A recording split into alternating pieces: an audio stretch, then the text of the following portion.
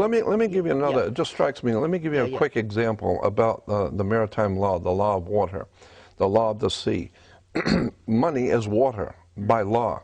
So when a ship, this is why all ships are female by law. All ships, rocket ship, sailing ship, airship, it doesn't matter. If it's a ship, it's female. Right. Because the captain always refers to his ship as she. Right. She's a good ship, or she's done this.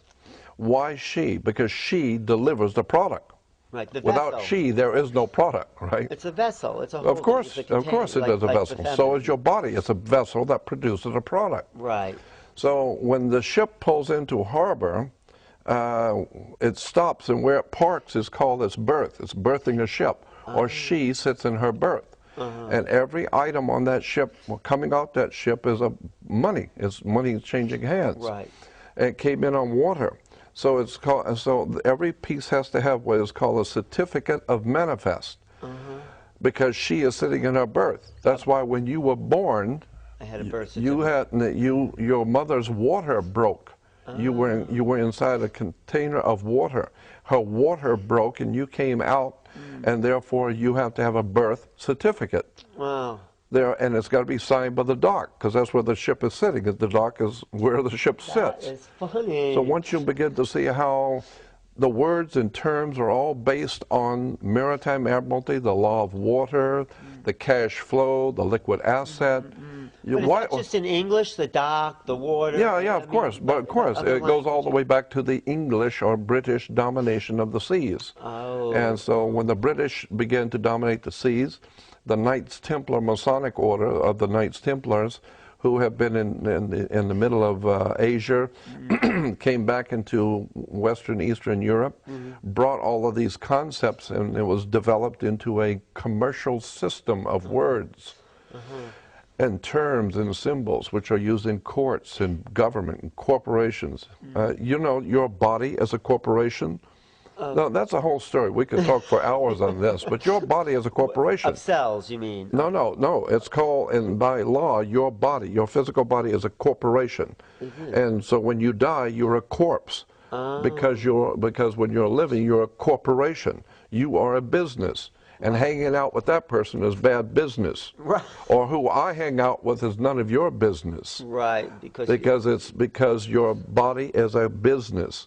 Wow. And so you say, well, you know, what you're doing with her or him is bad business. Right. But, of course, if you get married and she's very wealthy, you say she's of good stock, right?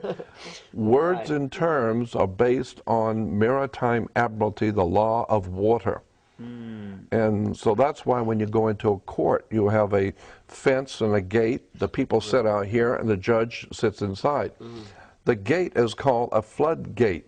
When you go through the canal, you have a floodgate. Right. So when you're sitting out here, you're in the law of the land. The judge has no control or no jurisdiction over the people sitting out here. No jurisdiction whatsoever. Right, because they're outside the gate. That's outside the gate. Right. That's on land. Right. But when you walk past that gate, now you're in hot water. And someone's going to have to bail you out. Bail, yeah. Okay. Bail. Did you write a book about all these maritime? No. I've just been studying it for 48 years. Wow. But it's fascinating because when you understand that the whole subject is so large, and it would take hours and I'd have to go back to square one and walk through all the words and terms that are used in law and courts and in commerce. Yeah. For you to understand how pervasive this concept of water is on the earth.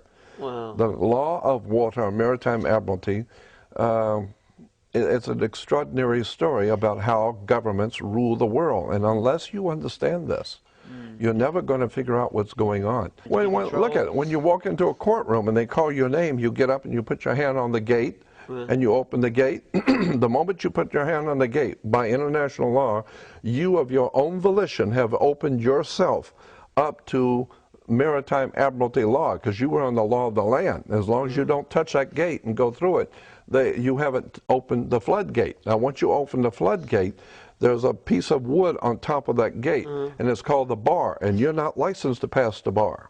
Right. So what you've done is you've opened the floodgate, but you weren't licensed to pass the bar. So what does that So mean? that means that you are dead. You are now dead. Once you touch that, you are dead. Because you're no longer in control of That's right. You are dead. Well, you're considered to be a dead man. That's why the attorney has to speak for you. He has to represent you. But why are you dead? Because you went into the deep water and you died. You drowned. Because you weren't licensed. Because you weren't. Right. You were not licensed to pass the bar. And the bar represents a sandbar in the ocean. But the bar is what the attorneys are licensed to pass, but you're not. So the point being is that when you open that gate of your own volition, you are considered by law to be a dead man. Really? That's why you cannot talk to the judge, because dead people don't talk to judges. So you will need an attorney who is your mouthpiece. He speaks for you because you're dead. Well, should we do away with courts so people can get their lives back? I would think that what you want to do is understand how the system works. Oh, and avoid it. Really. Well, avoid it if you can.